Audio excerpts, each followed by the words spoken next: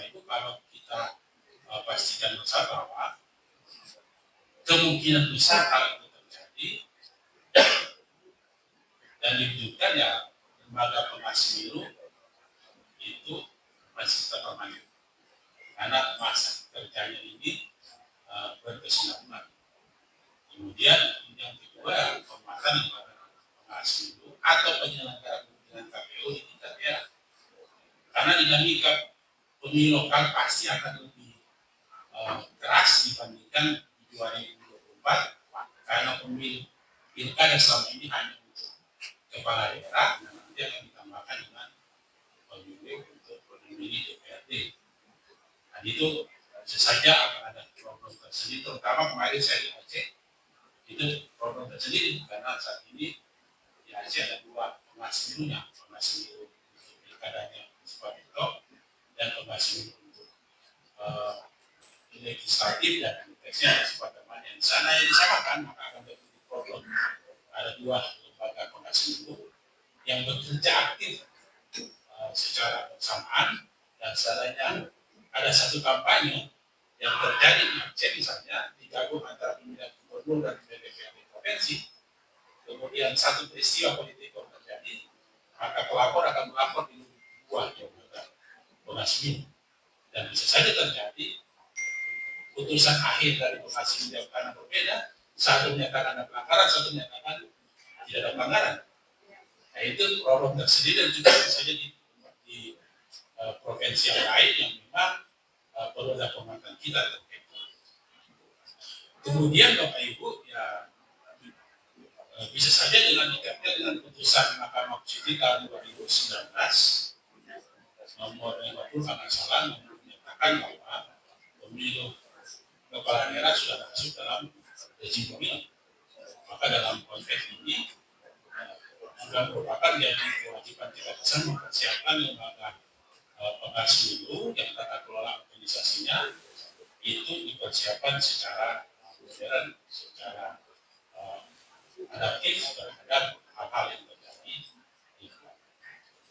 Dan yang berikut adalah putusan Mahkamah Konstitusi nomor 104 yang menyatakan bahwa penanganan pelanggaran administratif pemilihan itu hendaknya dimaknai dengan hasil akhirnya dimaknai sebagai bentuk putusan, tidak sekedar rekomendasi ini, dan teman-teman KPU itu tidak lagi melakukan pemeriksaan kembali sebagaimana yang terjadi.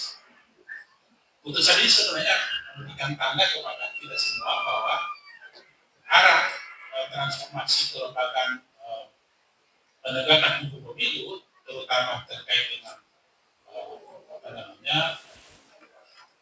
pelanggaran administratif atau juga penyelesaian sengketa proses itu bisa saja akan ditempuh dengan proses adjudikasi.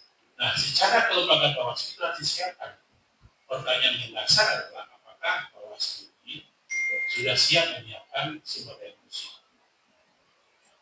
Dalam konteks ini yang memang kita jadi pertanyaan, karena kalau itu akan mengarah edukasi pemilu, mempersiapkan minimal Bawaslu sebagai lembaga kuasi peradilan. Bahkan pun ada yang menyatakan itu tidak sekedar kuasi peradilan, jadikan saja lembaga peradilan pemilu. Walaupun ini menjadi sesuatu sama. Dan itu saya pikir masyarakat sipil juga satu sisi mempersiapkan Bawaslu menjadi badan edukasi pemilu, tapi di sisi lain juga ada pendapat bahwa itu akan diperkuat terkait dengan konteks.